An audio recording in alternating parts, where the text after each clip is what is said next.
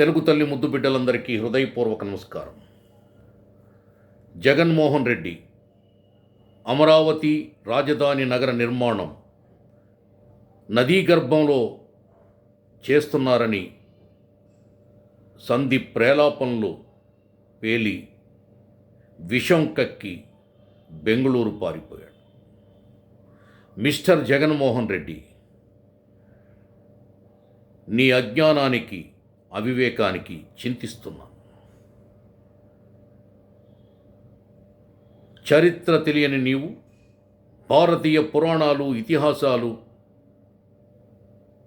వాంగ్మయం చదువుకోలేని నీవు, కనీసం సైన్స్ను కూడా అర్థం చేసుకోలేని నీవు ఇటువంటి సంధి ప్రేలాపనలు మరొక్కసారి పేలితే మర్యాదగా ఉండదని హెచ్చరిస్తున్నా.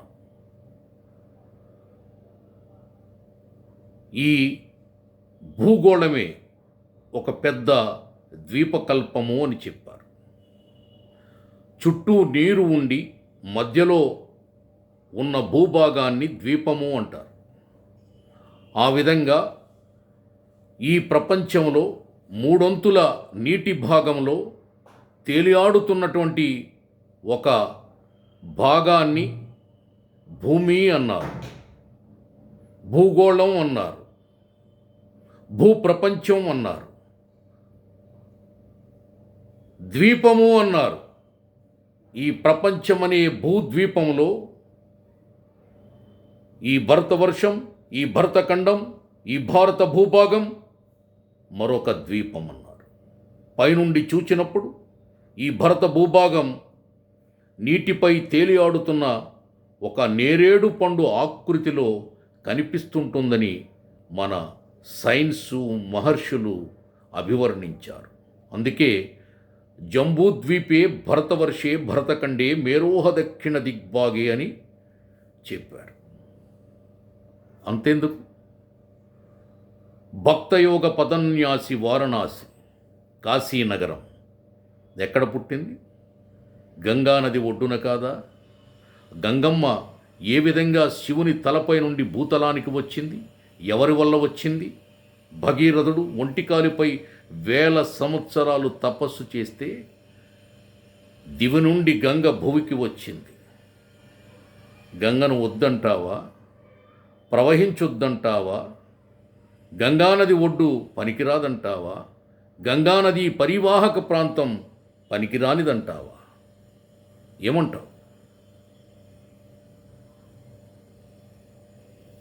సింధు నాగరికత ప్రపంచ ప్రఖ్యాతిగాంచిన ప్రప్రథమ భారతీయ నాగరికత.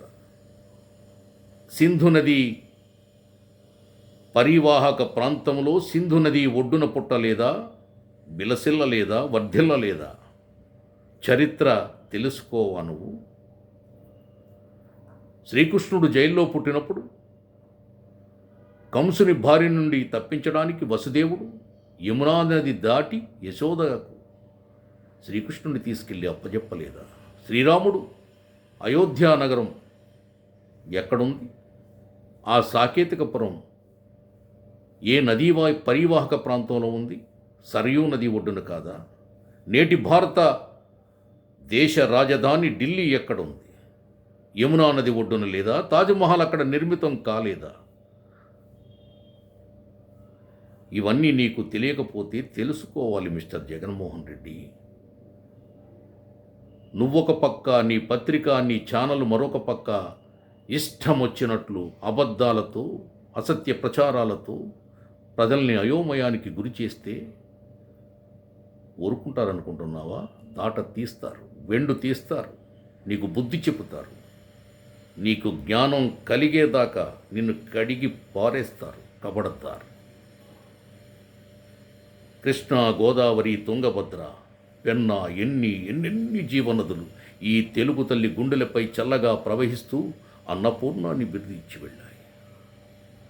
అటువంటి కృష్ణా గోదావరి నదీ గర్భాన్ని, నదీ తీరాన్ని, నదీ పరివాహక ప్రాంతాన్ని, నది ఒడ్డును నువ్వు వద్దంటావా? హేళన చేస్తావా? ఉండనంటావా? పోతానంటావా? కమాన్, టెల్ మీ, ఏం చెబుతావు? శ్రీనాథుడు ఒక పద్యం చెప్పాడు. ఊరికే చెప్పాడా? అయ్యా పరమేశ్వర, పార్వతి చాలయ్యా, నీ నెత్తిపై ఉన్న గంగమ్మను విడు. మా తెలుగు నేల ఆకలితో అల్లాడిపోతున్నాం, వర్షాలు లేక పంటలు లేక చచ్చిపోతున్నాం, మాకు గంగను విడిచిపెట్టు అని చెప్పినప్పుడు శివుడు కరిగి వర్షాన్ని కురిపించి తెలుగు నేల పంటలు పండించలేదా? అంతెందుకయ్యా, నీ కడపలో పుట్టిన మహనీయుడు శ్రీకృష్ణదేవరాయల కొలువులో అమాత్యుడు, అష్టదిగ్గజాలలో అగ్రజుడు, అల్లసాని పెద్దనామాత్యుడు ఒక పద్యం చెప్పాడు. శరసంధానబల క్షమాది వివిధైశ్వర్యంబులు గల్గి దుర్భర షండత్వ బిల ప్రవేశ చలన బ్రహ్మగ్నతల్మానినన్. అంటే భూమికి సహజంగా తన చుట్టూ తాను తిరిగే ఒక గుణమున్నది అని చెప్పాడు. అది బలమో బలహీనతో అని ఆయన అనుమానం వ్యక్తం చేశాడు.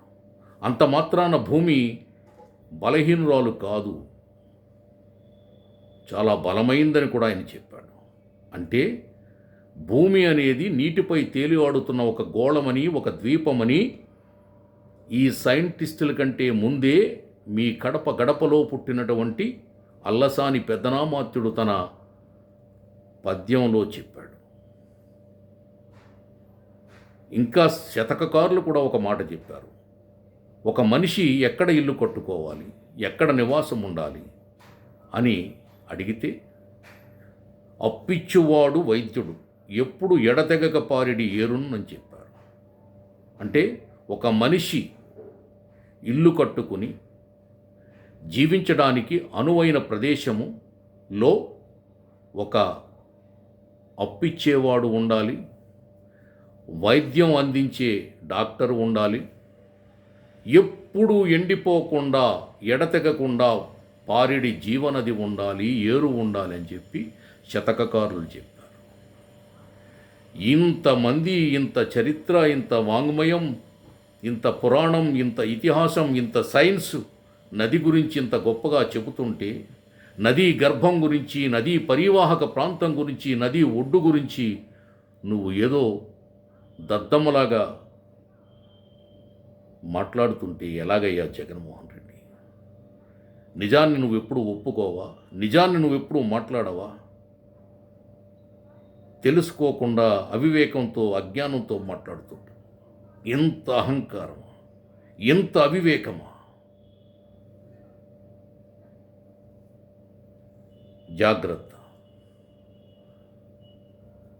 నది లేనిదే మానవ జీవనం కొనసాగదు. పంచభూతాలలో ఒకటైన నీరు మనిషికి జీవనాధారం. మానవ సమాజానికి భగవంతుడిచ్చిన పెద్ద వనరు.